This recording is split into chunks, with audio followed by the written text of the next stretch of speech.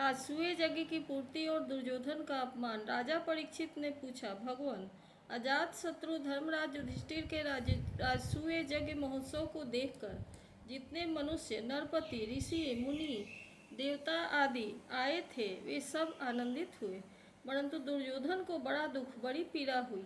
यह बात मैंने आपके मुख से सुनी है। भगवान, आप कृपा करके इसका कारण बताइए। श्री सुखदेव जी महाराज ने कहा, परीक्षित, तुम्हारे दादा युधिष्ठिर बड़े महात्मा थे। उनके प्रेम बंधन से बंधकर सभी बंधु बांधवों ने राजसूय यज्ञ में विभिन्न सेवा कार्य स्वीकार किया। भीमसेन भोजनालय की देखरेख करते थे, दुर्योधन कोषाध्यक्ष थे, सहदेव अभ्यागतों के स्वागत सत्कार में नियुक्त थे और नकुल विविध प्रकार की सामग्री एकत्र करने का काम करते थे। अर्जुन गुरुजनों की सेवा शुश्रूषा करते थे और स्वयं भगवान श्री कृष्ण आए हुए अतिथियों के पांव पखारने का काम करते थे। देवी द्रौपदी भोजन परसने का काम करती और उदार शिरोमणि कर्ण खुले हाथों दान दिया करते थे। परीक्षित, इसी प्रकार सात्यकी, विकर्ण, हार्दिक्य, विदुर, भूरिश्रवा आदि बालिक के पुत्र और संतर्ण आदि राजसूय यज्ञ में विभिन्न कर्मों में नियुक्त थे। सब के सब वैसा ही काम करते थे जिससे महाराज युधिष्ठिर का प्रिय और हित हो। परीक्षित, जब ऋत्विज, सतस्य और बहुज्ञ पुरुषों का तथा अपने इष्ट मित्र एवं बंधु बांधवों का सुमधुर वाणी, विविध प्रकार की पूजा सामग्री और दक्षिणा आदि से भली भांति सत्कार हो चुका तथा शिशुपाल भक्त वत्सल भगवान के चरणों में समा गया, तब धर्मराज युधिष्ठिर गंगा जी में यज्ञांत स्नान करने गए। उस समय जब वे अवभृत स्नान करने लगे, तब मृदंग, शंख, ढोल, नौबत, नगाड़े और नरसिंगे आदि तरह तरह के बाजे बजने लगे। नर्तकियां आनंद से झूम झूम कर नाचने लगी। झुंड के झुंड गवैये गाने लगे और बीना, बांसुरी तथा झांझ मझारे बजने लगे। इनकी तुमुल ध्वनि सारे आकाश में गूंज गई। सोने के हार पहने हुए जदु, सृंजय, कम्बोज, कुरु, केकय और कौशल देश के नरपति रंग बिरंगी ध्वजा पताकाओं से युक्त और खूब सजे धजे गजराजों, रथों, घोड़ों और सुसज्जित वीर सैनिकों के साथ महाराज युधिष्ठिर को आगे करके पृथ्वी को कपाते हुए चल रहे थे। यज्ञ के सदस्य ऋत्विज और बहुत से श्रेष्ठ ब्राह्मण वेद मंत्रों का ऊंचे स्वर से उच्चारण करते हुए चले। देवता, ऋषि, पितर, गंधर्व आकाश से पुष्पों की वर्षा करते हुए उनकी स्तुति करने लगे। इंद्रप्रस्थ के नर नारी इत्र, फुलेल, पुष्पों की हार, रंग बिरंगे वस्त्र और बहुमूल्य आभूषणों से सज धज कर एक दूसरे पर जल, तेल, दूध, मक्खन आदि का रस डालकर भिगो देते, एक दूसरे के शरीर में लगा देते और इस प्रकार क्रीड़ा करते रहते। वीरांगनाएं पुरुषों को तेल, गोरस, सुगंधित जल, हल्दी और गाढ़ी केसर मल देती और पुरुष भी उन्हें उन्हीं वस्तुओं से सरोबार कर देते थे। उस समय इस उत्सव को देखने के लिए जैसे उत्तम उत्तम विमानों पर बैठकर आकाश में बहुत सी देवियां आई थी, वैसे ही सैनिकों के द्वारा सुरक्षित इंद्रप्रस्थ की बहुत सी राजमहिलाएं भी सुंदर सुंदर पालकियों पर सवार होकर आई थी। पांडवों के मेरे भाई श्री कृष्ण और उनके सखा उन रानियों के ऊपर तरह तरह के रंग आदि डाल रहे थे। इससे रानियों के मुख लजीली मुस्कुराहट के साथ खिल उठते थे और उनकी बड़ी शोभा होती थी। उन लोगों के रंग आदि डालने से रानियों के वस्त्र भीग गए थे। इससे उनके शरीर के अंग प्रत्यंग, वक्षस्थल, जंघा और कटिभाग कुछ कुछ दिख से रहे थे। वे भी पिचकारी और पात्रों में रंग भर भर कर अपने देवरों और उनके सखाओं पर उड़ेल रही थी। प्रेम भरी उत्सुकता के कारण उनकी चोटियों और जुड़ों के बंधन ढीले पड़ गए थे तथा उसमें गुथे हुए फूल गिरते ही जा रहे थे। परीक्षित, उनका यह रुचिर और पवित्र विहार देखकर मलिन अंतः करने वाले पुरुषों का चित्त चंचल हो उठता था, काम मोहित हो जाता था। चक्रवर्ती राजा युधिष्ठिर द्रौपदी आदि रानियों के साथ सुंदर घोड़ों से युक्त एवं सोने के हारों से सुसज्जित रथ पर सवार होकर ऐसे सब शोभायमान हो रहे थे मानो स्वयं राजसूय यज्ञ, प्रयाग आदि क्रियाओं के साथ मूर्तिमान होकर प्रकट हो गया हो। ऋत्विजों ने पत्नी संन्यास, एक प्रकार के यज्ञ कर्म का यज्ञांत स्नान संबंधी कर्म करवाकर द्रौपदी के साथ सम्राट युधिष्ठिर को आचमन करवाया और इसके बाद गंगा स्नान। उस समय मनुष्यों की दुंदुभियों के साथ ही देवताओं की दुंदुभियां भी बजने लगी। बड़े बड़े देवता, ऋषि, मुनि, पितर और मनुष्य पुष्पों की वर्षा करने लगे। महाराज युधिष्ठिर के स्नान कर लेने के बाद सभी वर्णों एवं आश्रमों के लोगों ने गंगा जी में स्नान किया, क्योंकि इस स्नान से बड़े महापापी भी अपनी पाप राशि से तत्काल मुक्त हो जाता है।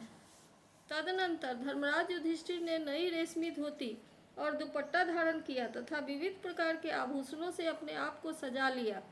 फिर ऋत्विज सदस्य ब्राह्मण आदि को वस्त्राभूषण दे देकर उनकी पूजा की।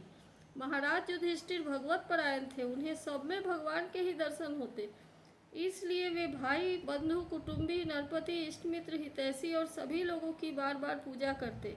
उस समय सभी लोग जराऊ कुंडल, पुष्पों के हार, पगड़ी, लंबी अंगरखी, दुपट्टा तथा मणियों के बहुमूल्य हार पहनकर देवताओं के समान शोभायमान हो रहे थे। स्त्रियों के मुखों की भी दोनों कानों के कर्णफूल और घुंघराली अलकों से बड़ी शोभा हो रही थी तथा उनके कटी भाग में सोने की करधनियाँ तो बहुत ही भली मालूम हो रही थी। परीक्षित, राजसूय जग में जितने लोग आए थे, परमशीलवान ऋत्विज, ब्रह्मवादी सदस्य, ब्राह्मण, क्षत्रिय, वैश्य, शूद्र, राजा, देवता, ऋषि, मुनि, पितर तथा अन्य प्राणी और अपने अनुयायियों के साथ लोकपाल, इन सबकी पूजा महाराज युधिष्ठिर ने की। इसके बाद वे लोग धर्मराज से अनुमति लेकर अपने अपने निवास स्थान को चले गए। परीक्षित, जैसे मनुष्य अमृत पान करते करते कभी तृप्त नहीं हो सकता, वैसे ही सब लोग भगवत भक्त राजर्षि युधिष्ठिर के राजसूय महायज्ञ की प्रशंसा करते करते तृप्त न होते थे। इसके बाद धर्मराज युधिष्ठिर ने बड़े प्रेम से अपने हितैषी सुहृद संबंधियों, भाई बंधुओं और भगवान श्री कृष्ण को भी रोक लिया, क्योंकि उन्हें उनके बिछोह की कल्पना से ही बड़ा दुख होता था।